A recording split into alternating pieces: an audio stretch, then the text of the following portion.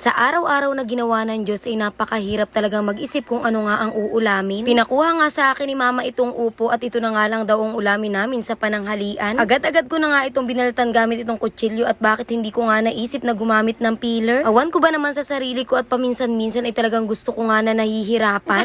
Pagkatapos kong magbalat ay diniretso ko na nga din sa paggagayat dahil wala naman ibang gagawa niyan kung hindi ako. Ginayat ko lamang yan sa maliliit na pa-square dahil nga gigisahin lang natin yan. Gagamit lang din ako dito ng 2 piraso ng bawang na may katamtaman laki na butil at 1 piraso ng sibuyas. Wala nga kaming ibang pwedeng ilahok dito sa aking lulutuin kaya naman kako kay Mama ay bumili na nga lang sa tindahan ng sardinas. Cause why not, diba mga mare, napakasarap ng sardinas sa ginisang upo. Kahit nga sardinas lang tas lalagyan lang ng kalamansi at kaunting sibuyas ay talagang katalo na. Tapos iuulam mo pa sa napakainit na kanin, ay naku, walang sinabi ang Jollibee na yan.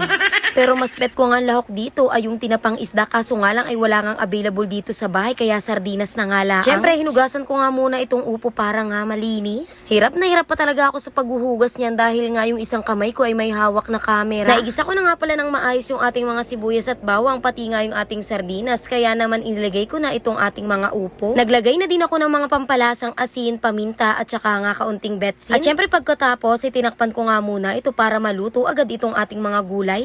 Wag nyo nga munang lalagyan ng tubig yan mga mare dahil nga kusang nagtutubig itong gulay na upo. Pag lumabas na yung sariling tubig nitong upo ay saka na nga lang kayo magdagdag kung gaano nga karami yung gusto nyong isabaw. Habang ako nga ay nagluluto ay naisipan ko nga na parang masarap din itong lagyan ng sotanghon. Kaya naman agad-agad ay inutusan ko nga itong kapatid ko na lalaki para nga bumili sa tindahan at buti na nga lang at meron. Pagkadating-dating nitong pinabili kong sotanghon ay inilagay ko na nga agad ito dito sa aking niluluto dahil ito na nga lang iniintay at for the go na. Hayaan ko lamang yan ng ilang sandali dito sa apoy dahil mabilis namang maluto itong mga sotanghon. At ayan na mare, pwede ka nang kumain. Luto na yan. Pagsapit naman ng hapon ay may binilang ang karne dito si Mama at gawin ko nga daw adobo. Nagayak muna ako dito ng 2 piraso ng butil ng bawang at 1 piraso ng sibuyas. At syempre pagkatapos ay hinugasan ko nga lang ng maayos itong mga baboy na ating ia-adobo. 2 beses ko nga yung hinugasan pero hindi ko na nga dyan pinakita sa video. Binuksan ko na nga yung apoy at dito nga sa maliit na kawali na lang ako magluluto dahil nga kakaunti lang naman ito. Dahil nagkakalaga nga lang ng 100 pesos itong mga karne na aking lulutuin. Hinayaan ko lamang yan dyan sa apoy hanggang sa kumulo hanggang sa magkati at hanggang lumabas yung sarili niyang mantika. Dito ko na nga rin pala sa isang kawali gigisahin itong ating mga sibuyas at bawang at itatabi ko na nga lang itong mga karne. Dagdag ugasin pa nga yun kung gagamit pa nga ako ng ibang paglulutuan. Lumabas na nga ang aroma nitong sibuyas at bawang kaya naman hinalo ko na itong mga karne at naglagay na nga rin ako ng toyo. Maglalagay na din ako dito ng mga iba't ibang pampalasa kagaya ng laurel,